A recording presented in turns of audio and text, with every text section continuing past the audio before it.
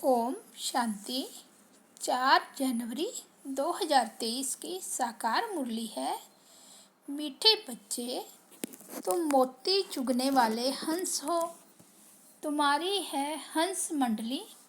तुम लक्की सितारे हो, क्योंकि स्वयं ज्ञान सूर्य बाप तुम्हें सन्मुख पढ़ा रहे हैं। आज का प्रश्न है, बाप ने सभी बच्चों को कौन सी रोशनी दी है जिससे पुरुषार्थ तीव्र हो गया? उत्तर है, बाप ने रोशनी दी। बच्चे, अब इस ड्रामा की अंत है। दुनिया में चलना है, ऐसे नहीं। जो मिलना होगा वह मिलेगा। पुरुषार्थ है फर्स्ट। पवित्र बनकर औरों को पवित्र बनाना, यह बहुत बड़ी सेवा है। यह रोशनी आते ही तुम बच्चों का पुरुषार्थ तीव्र हो गया। गीत बजा है, तू प्यार का सागर है। ओम शांति। बच्चे जानते हैं कि प्यार का सागर, शांति का सागर, आनंद का सागर, बेहद का बाप सन्मुख बैठ हमको शिक्षा दे रही हैं। कितने लक्की सितारे हैं जिनको सन्मुख ज्ञान सूर्य बाप पढ़ा रहे हैं। अब जो बगुला मंडली थी वह हंस मंडली बन गई है। मोती चुगने लग गए हैं। यह भाई बहन सब हैं हंस। इनको हंस मंडली भी कहा जाता है। कल पहले वाले ही इस समय इस जन्म में एक दो को पहचानते हैं। रूहानी पारलौकिक माँ बाप और भाई बहन आपस में एक दो को पहचानते हैं। याद है कि 5000 वर्ष पहले भी हम आपस में इसी नाम रूप से मिले थे। यह तुम अभी कह सकते हो, फिर कभी भी कोई जन्म में ऐसे कह नहीं सकेंगे। जो भी ब्रह्मा कुमार कुमारियाँ बनते हैं वही एक दो को पहचानेंगे। बाबा आप भी वही हो, हम आपके बच्चे भी वही हैं। हम भाई बहन फिर से अपने बाप से वर्षा लेते हैं। अभी बाप और बच्चे सन्मुख बैठे हैं, फिर यह नाम रूप आदि सब बदल जाएगा। सतयुग में लक्ष्मी नारायण ऐसे थोड़े ही कहेंगे कि हम वही कल पहले वाले लक्ष्मी नारायण हैं। वह प्रजा थोड़े ही कहेगी कि यह वही कल पहले वाले लक्ष्मी नारायण हैं। नहीं, यह सिर्फ इस समय तुम बच्चे ही जानते हो। इस समय तुम बहुत कुछ जान जाते हो। पहले तो तुम कुछ भी नहीं जानते थे। मैं ही कल के संगम युगे आकर तुमको पहचान देता हूँ। यह सिर्फ बेहद का बाप ही कह सकते हैं। नई दुनिया की स्थापना तो पुरानी दुनिया का विनाश भी जरूर होना चाहिए।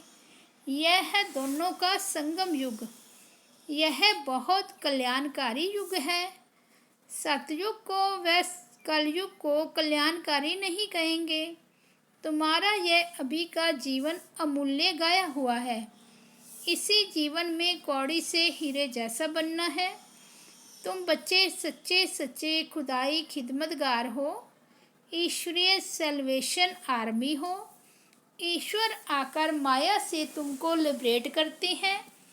तुम जानते हो कि हमको इन पार्टिकुलर खास और दुनिया को इन जर्नल आम माया की जंजीरों से छुड़ाते हैं। यह भी ड्रामा में नूंद है। अब बड़ाई किसको देवें?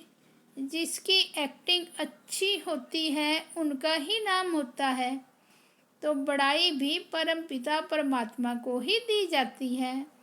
अब धरती पर पाप आत्माओं का बहुत बोझ है। सरसों मिसल कितने ढेर मनुष्य हैं। बाप आकर बोझ उतारते हैं। वहाँ तो कुछ लाख ही होती हैं। तो क्या 1/4% भी नहीं हुआ? तो इस ड्रामा को भी अच्छी रीति समझना है। परमात्मा को सर्वशक्तिमान कहती हैं। यह भी उनका ड्रामा में पार्ट है। बाप कहते हैं मैं भी ड्रामा में बंधा हुआ हूँ। यदा यदाई धर्मस्य लिखा हुआ है। अब वही धर्म की गलानी भी भारत में बराबर है। मेरी भी गलानी करते हैं, देवताओं की भी गलानी करते हैं, इसलिए बहुत पाप आत्मा बन पड़े हैं। यह भी उन्हों को बनना ही है, सतो रजो तमो में आना ही है। तुम इस ड्रामा को समझ गए हो। बुद्धि में चक्कर फिरता रहता है। बाप ने आकर रोशनी दी है। अभी इस ड्रामा की अंत है। अब तुम फिर नई दुनिया के लिए पुरुषार्थ करो। ऐसे नहीं जो मिलना होगा वह मिलेगा, नहीं, पुरुषार्थ फर्स्ट। सारी ताकत पवित्रता में है। पवित्रता की बलिहारी है। देवताएं पवित्र हैं, तब अपवित्र मनुष्य उन्हों के आगे जाकर माथा झुकाते हैं। सन्यासियों को भी माथा टेकते हैं। मरने के बाद उन्हों का यादगार बनाया जाता है, क्योंकि पवित्र बने हैं। कोई कोई जिस्मानी काम भी बहुत करते हैं। हॉस्पिटल खोलते हैं व कॉलेज बनाते हैं, तो उन्हों का भी नाम निकलता है। सबसे बड़ा नाम उनका है जो सबको पवित्र बनाते हैं और जो उनके मददगार बनते हैं। तुम पवित्र बनते हो उस एवर प्योर के साथ योग लगाने से। जितना तुम योग लगाते जाएंगे उतना तुम पवित्र बनते जाएंगे। फिर अंतमति सोगति बाप के पास चले जाएंगे। वो लोग यात्रा पर जाते हैं तो ऐसे नहीं समझते हैं कि बाप के पास जाना है, फिर भी पवित्र रहते हैं। यहाँ तो बाप सभी को पवित्र बनाते हैं। ड्रामा को भी समझना कितना सहज है। बहुत पॉइंट समझाते रहते हैं, फिर कहते हैं सिर्फ बाप और वर्षे को याद करो। मरने समय सब भगवान को याद करते हैं। अच्छा, भगवान क्या करेगा? फिर कोई शरीर छोड़ते हैं तो कहते हैं स्वर्गवासी हुआ। गोवा परमात्मा की याद में शरीर छोड़ने से वैकुंठ में चले जाएंगे।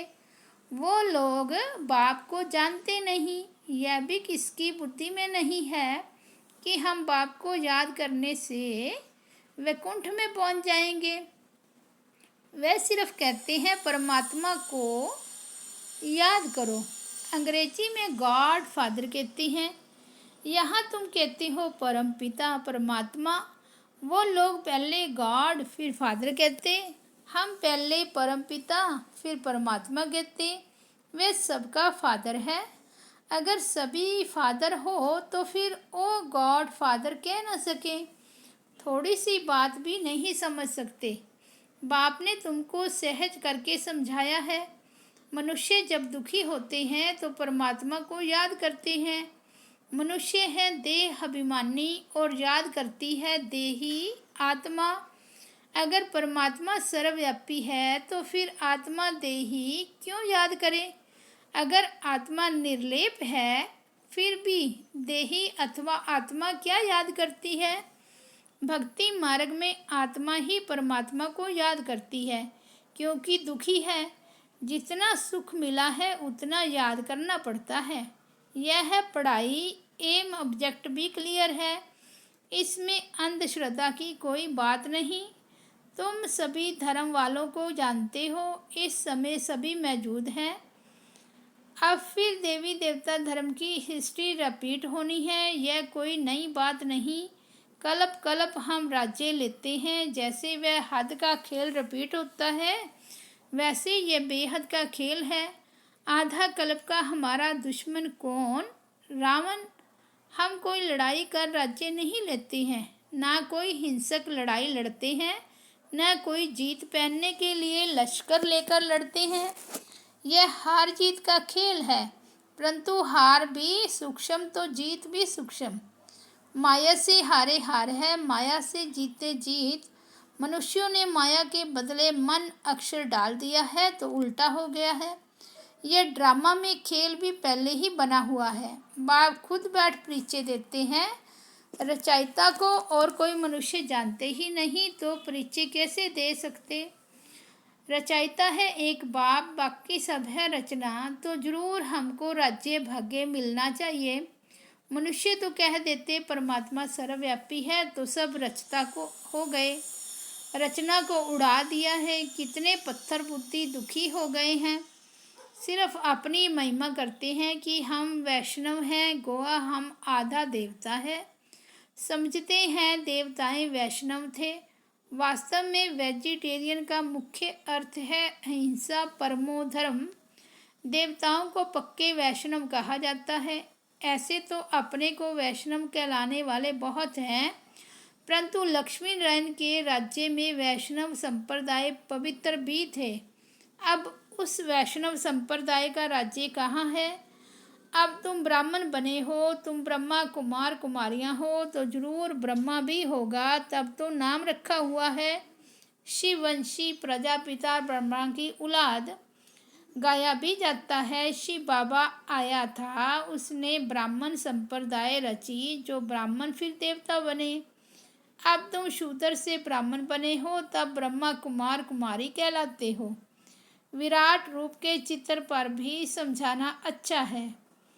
विष्णु का ही विराट रूप दिखाया है। विष्णु और उनकी राजधानी संतान ही विराट चक्कर में आते हैं।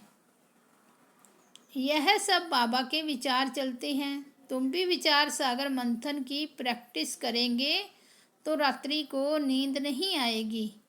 यह चिंतन चलता रहेगा। सुबह को उठ धंधे आदि में लग जाएंगे। कहते हैं सुबह का साई। तुम भी किसको बैठ समझाएंगे तो कहेंगे ओहो, यह तो हमको मनुष्य से देवता, बेगर से प्रिंस बनाने आए हैं। पहले अलौकिक सेवा करनी चाहिए, स्थूल सेवा बाद में। शौक चाहिए खास। माताएं बहुत अच्छी रीति सर्विस कर सकती है। माताओं को कोई धिकारेंगे नहीं। सब्जी वाले, अनाज वाले, नौकर आदि सबको समझाना है, कोई रह ना जाए जो उला ना देवे। सर्विस में दिल की सच्चाई चाहिए। बाप से पूरा योग चाहिए, तब धारणा हो सके।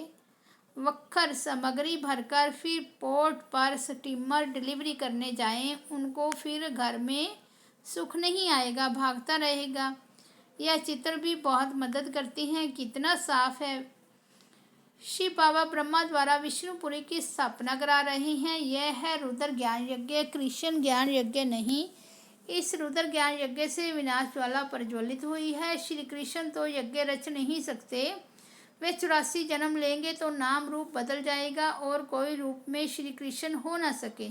श्री कृष्ण का पाठ तो जब उसी रूप में आए तब ही रिपीट करें। अच्छा, मीठे मीठे सिक्की लदे बच्चों प्रति माता पिता बाप दादा का याद प्यार और गुड मॉर्निंग। रूहानी बाप की रूहानी बच्चों को नमस्ते। हम रूहानी बच्चों की रूहानी बाप दादा को याद प्यार, गुड मॉर्निंग और नमस्ते। धारणा के लिए मुख्य सार, सच्चे सच्चे खुदाई खिदमतगार अथवा ईश्वरीय सेल्वेशन आर्मी बन सबको माया से लिबरेट करना है। इस जीवन में कौड़ी से हीरे जैसा बनना और बनाना है। दूसरा पॉइंट है, जैसे बाबा विचार सागर मंथन करते हैं ऐसे ज्ञान का विचार सागर मंथन करना है। कल्याणकारी बन अलौकिक सेवा में तत्पर रहना है। दिल की सच्चाई से सेवा करनी है।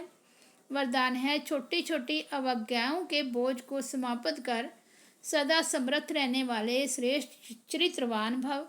जैसे अमृत वेले उठने की आज्ञा है तो उठकर बैठ जाते हैं, लेकिन विधि से स्थिति को प्राप्त नहीं करते। स्वीट साइलेंस के साथ निद्रा की साइलेंस मिक्स हो जाती है। दूसरा, बाप की आज्ञा है, किसी भी आत्मा को ना दुख दो ना दुख लो। इसमें दुख देते नहीं लेकिन ले लेते हैं। तीसरा, क्रोध नहीं करते लेकिन रोब में आ जाते हैं। ऐसी छोटी छोटी अवज्ञाएं मन को भारी कर देती है। अब इन्हें समाप्त कर आज्ञाकारी चरित्र का चित्र बनाओ, तब कहेंगे सदा समर्थ चरित्रवान। स्लोगन है, सम्मान मांगने की बजाय सबको सम्मान दो तो सबका सम्मान मिलता रहेगा। अच्छा, ओम शांति, ओम शांति।